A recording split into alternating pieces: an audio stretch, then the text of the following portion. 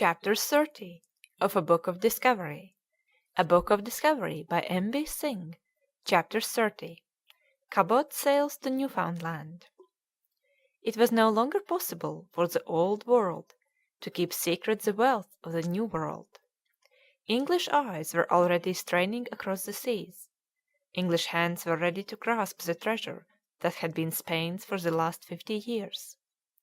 While Spain was sending Christopher Columbus to and fro across the Atlantic to the West Indies, while Portugal was rejoicing in the success of Vasco da Gama, John Cabot, in the service of England, was making his way from Bristol to the New World. News of the first voyage of Columbus had been received by the Cabots, John and his son Sebastian, with infinite admiration. They believed with the rest of the world that the coast of China had been reached by sailing westward. Bristol was at this time the chief seaport in England, and the centre of trade for the Iceland fisheries.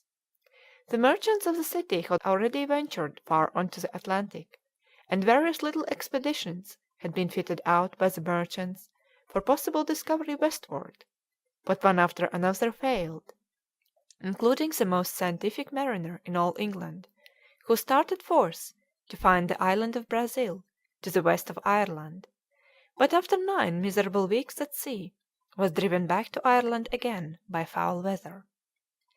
Now Columbus had crossed the Atlantic. Cabot got leave from the English king, Henry VII, to sail to the east, west, or north, with 5 ships carrying the English flag, to seek and discover all the islands, countries, regions, or provinces of pagans in whatever part of the world.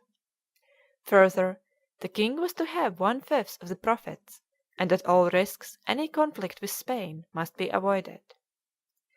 Nothing daunted, Cabot started off to fulfil his lord's commands in a tiny ship with 18 men. We have the barest outlines of his proceedings. Practically all is contained in this one paragraph. In the year 1497 John Cabot, a Venetian, and his son Sebastian discovered on the 24th of June, about 5 in the morning, that land to which no person had before ventured to sail, which they named Prima Vista, or first seen, because, as I believe, it was the first part seen by them from the sea. The inhabitants use the skins and furs of wild beasts for garments, which they hold in as high estimation as we do our finest clothes. The soil yields no useful production, but it abounds in white bears and deer much larger than ours.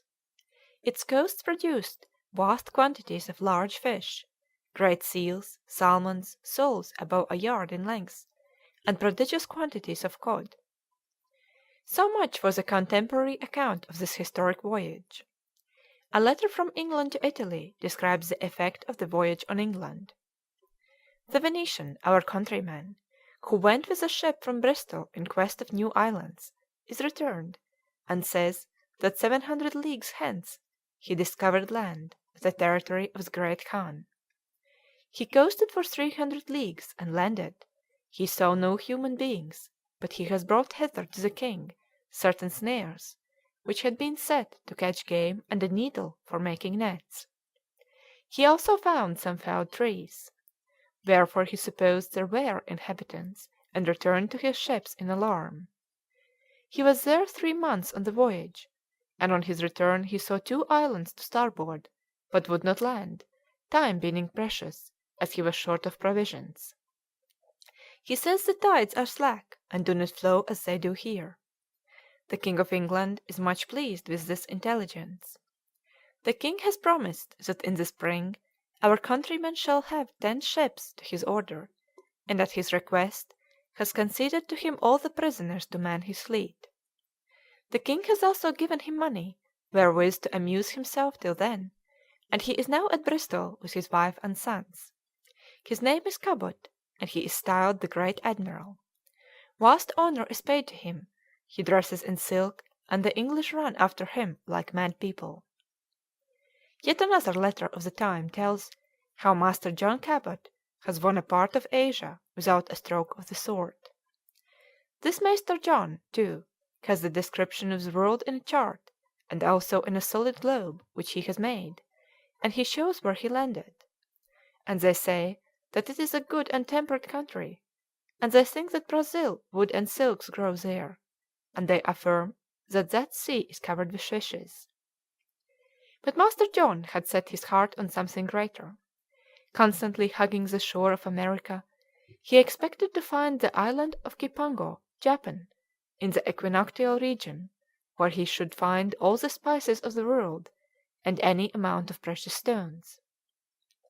But after all this great promise, Master John disappears from the pages of history, and his son Sebastian continues to sail across the Atlantic, not always in the service of England, though in 1502 we find him bringing to the King of England 3 men taken in the Newfoundland, clothed in beasts' skins and eating raw flesh, and speaking a language which no man could understand.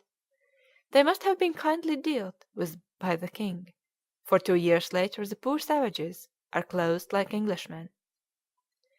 Though England claimed the discovery of this Newfoundland, the Portuguese declared that one of their countrymen, Corte-Real, a gentleman of the royal household, had already discovered the land of the codfish in 1463. But then, had not the Vikings already discovered this country 500 years before? Chapter 30